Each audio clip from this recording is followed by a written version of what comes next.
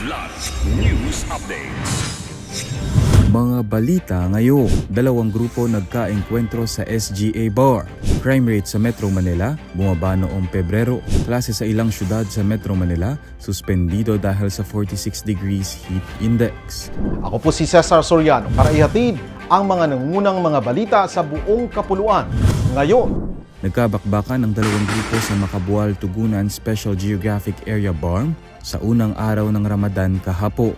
Ayon sa ulat, ang enkwentro ay kinasasangkutan ng isang kundutoy, miyembro ng National Guard ng Moro Islamic Liberation Front o MILF, at ni Apang Abdul Karim, kapatid ni Pli Zakaria Abdul Karim, ng MILF BIAF 118th Base Command na nasawi sa pamamaril noong Marso 1. Paghihiganti ang nakikitang anggulo ng pulisya at Muslim elders sa bakbaka.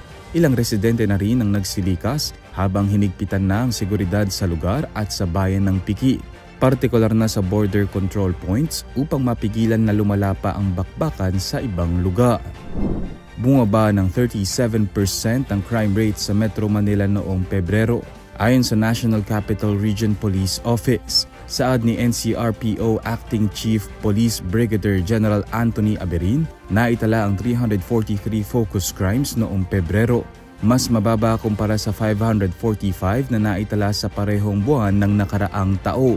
Kabilang sa focus crimes ang murder, homicide, physical injury, rape, theft, robbery, vehicle at motorcycle theft, na pare-parehong bumaba ang bilang noong nakaraang buwan.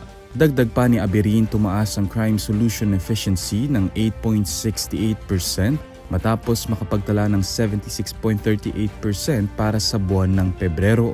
Bungaan niya ito ng mas pinalakas na police visibility, intelligence-driven operations at mas matibay na ugnayan sa komunidad.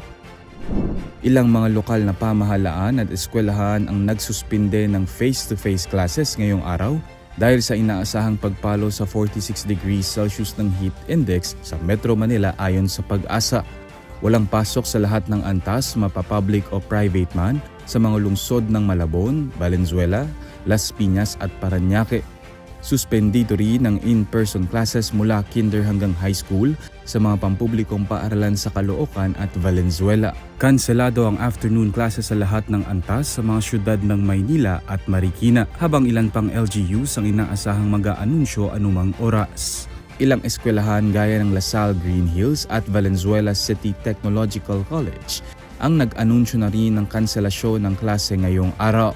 Ayon sa Pag-asa, ang heat index ay nararanasang mas mainit na temperatura ng katawan dahil sa mataas na humidity. Inaasahang mararamdaman ang mas mainit na panahon mamayang hapon.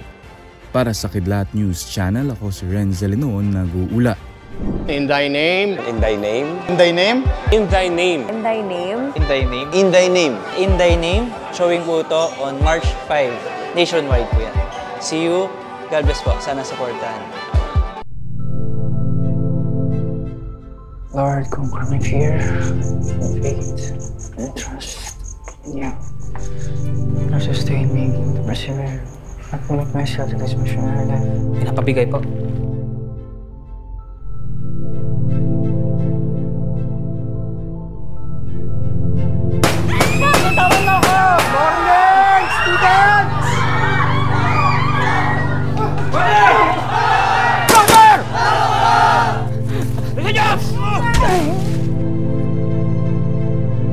Nagdeklara ng giyera ang Abu Sayyaf.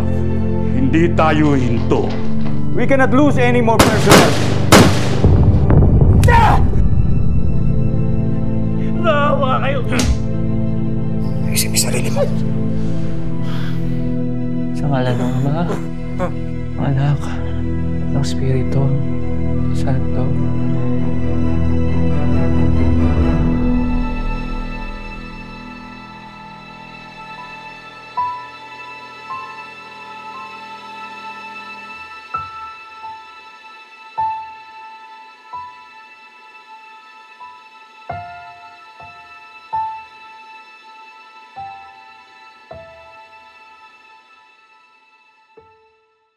Ako po si Cesar Soriano, kasama nyo sa bawat pagputo ng balita.